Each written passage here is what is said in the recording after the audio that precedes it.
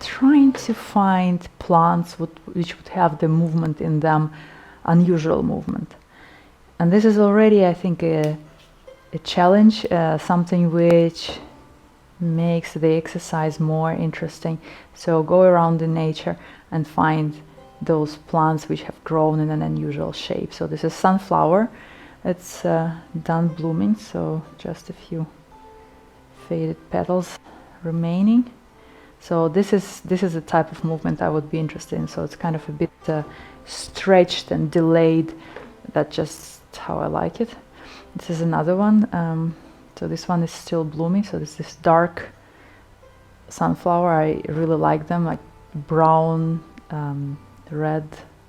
Yeah, I think it's like burgundy color sunflower. So this is a similar thing. I'll try to pick one or maybe use both. Let's start. I will use Kenzan, and it's very handy because if we want to have a big movement, then we need some weight to hold it.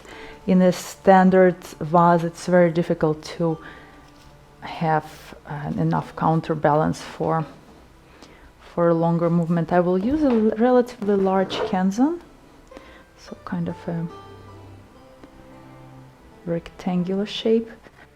This face, they're nicely pairing up. So this I will try first, just having it extremely horizontal.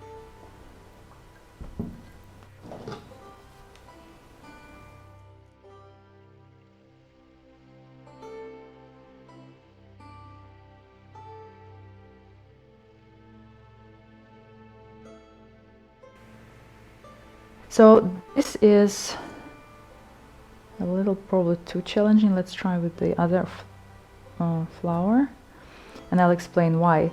This is a fairly old flower. It's kind of out of blooming, and the stem is extremely weak. So I would need to reinforce it with a piece of wood in order to let it stand. So I like the movement, and to me the main movement going this way and then returning, that's where I'm really getting intrigued. I will use an additional flower. It's just to go with this dark red burgundish color scheme. Have some astromeria.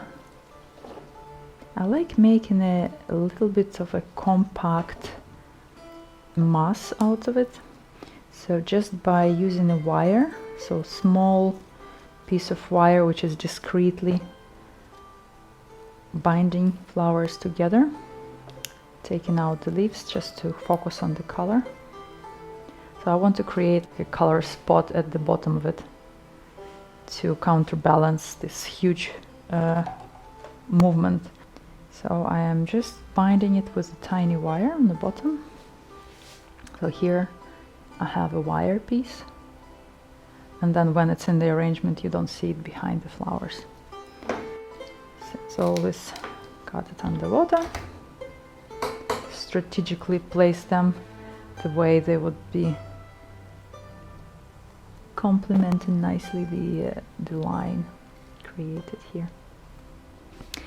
So I think that's okay. That turned out just fine. So here it is, the arrangement with movement and tension and involving all the surface of the table into it. So we have like a dialogue between the two flowers, a bit of like a relationship thing going on. I quite like this type of arrangement, so I hope you enjoyed it. And if you did, don't forget to like, to subscribe, to set notifications, so next time I post the video you'll be the first one to know. Until next time, bye bye.